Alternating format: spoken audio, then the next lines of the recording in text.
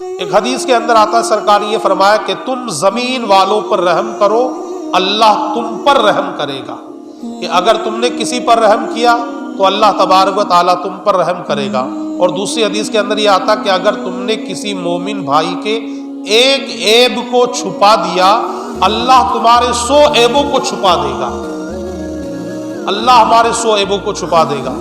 لیکن ہمیں تو کسی کا عیب ایک مل جائے، بس ایک، چاہے رات کے 12 بجے ہی مل جائے کہ اس کے اندر یہ کمی ہے، تو سونے سے پہلے کم سے کم 10 لوگوں کو تو اطلاع کر ہی دیتے ہیں کہ دیکھ فلاں کے ساتھ میں یہ ہو گیا ہے، فلاں کو یہ نقصان ہو گیا ہے، فلاں کے اندر یہ کمی ہے، فلاں کے اندر یہ کمی ہے۔ جب تک بستر پر نہیں جائیں گے کہ جب تک اس کو اپنی زبان سے موبائل کے ذریعے لوگوں کو بتا نہیں دیں گے۔ اور آج کل تو واٹس ایپ کا زمانہ، لکھ دو اور اس کے بعد صبح تو 500 لوگوں تک پہنچ جاتا ہے۔ اب ذرا غور کریں کہ ہم مومن کے عیب کو چھپا رہے ہیں یا مومن کے عیب کا ظاہر کر رہے ہیں، اظہار کر رہے ہیں؟ خود سوچ لیں، اور اس کے بعد پھر اللہ کی رحمتوں پر نظر رکھیں کہ اللہ کی رحمتوں کی بارش کہاں سے ہوگی۔ سرکار تو فرما رہے کہ تم مومن کے عیب کو چھپاؤ، ایک عیب چھپاؤ گے تو اللہ تمہارے 100 عیبوں کو چھپا دے گا۔ ہم ایک عیب کو 100 جگہ پہنچا رہے ہیں کہ 100 لوگوں کو پتا چل جائے، جس کو پتا نہیں ہے اس کو بھی پتا چل جائے۔ مثال کے طور پر آپ دیکھیں کہ محلے ہی کے اندر ہو، بستی کے اندر،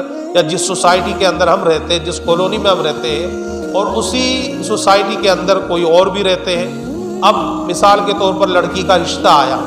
آپ کو پتا کہ اس لڑکی کے اندر ایک کمی ہے، یا لڑکے کا رشتہ آیا،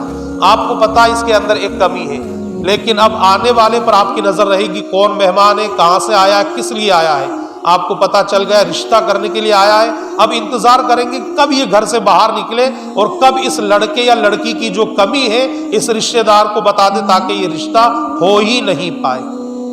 ہونا تو یہ چاہیے تھا کہ ایک عیب آپ کو جو پتا تھا اس پر آپ پردہ ڈال دیتے، تو اللہ تبارک و تعالی ہمارے 100 عیبوں پر پردہ ڈال دیتا۔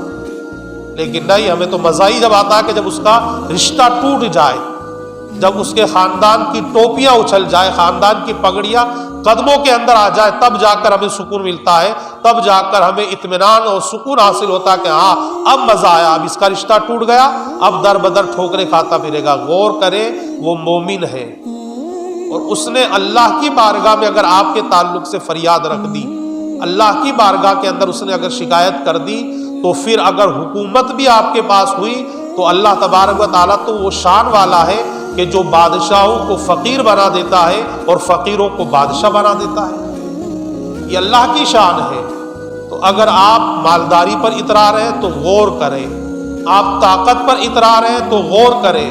آپ اپنے قبیلے کے اوپر اگر فخر کر رہے ہیں تو آپ غور کریں، آپ اپنے عزت، حسن و جمال پر اگر